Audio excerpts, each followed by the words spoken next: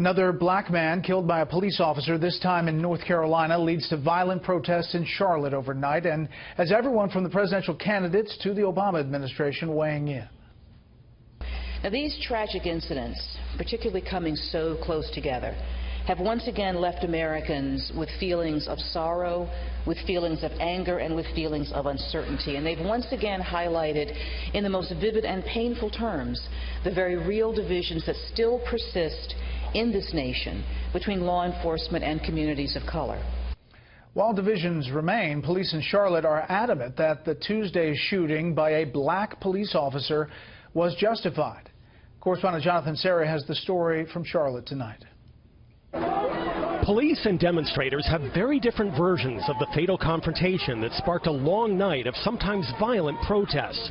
Police officers say they were serving a warrant at an apartment complex when they noticed a man unrelated to their case, 43-year-old Keith Lamont Scott. Mr. Scott exited his vehicle armed with a handgun as the officers continued to yell at him to drop it. He stepped out, posing a threat to the officers, and Officer Brentley Vinson subsequently fired his weapon, striking the subject. The Charlotte police chief said his officers gave Scott multiple clear instructions to drop the weapon, and police investigators say they found a gun at the scene. But some family and friends insist Scott was unarmed and simply reading a book, waiting in his car for his son to come home from school. We're done letting y'all kill us like we just pawns on y'all chess game. Like we don't have lives out here, like our lives don't matter. Yes, all lives matter, but only black people are being targeted. But Chief Putney called for calm while taking issue with the version of events that a woman claiming to be Scott's daughter posted on Facebook. It's time to change the narrative, because I can tell you from the facts that the story is a little bit different as to how it's been portrayed so far, especially through social media. Protest organizers say the shooting fits a pattern of police targeting African Americans, even though the officer named in the Charlotte shooting is also black. And it don't matter whether black or white, he was in blue.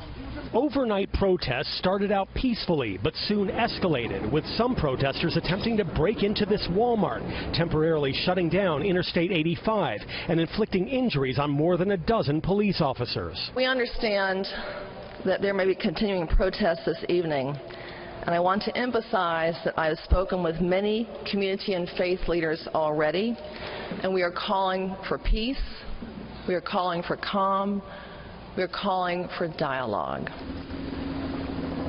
And protest organizers are also calling on demonstrators to remain peaceful. They plan to hold a rally in about an hour from now here in Marshall Park, which is near the local police headquarters. Brett? Jonathan Serrie live in Charlotte. Jonathan, thank you.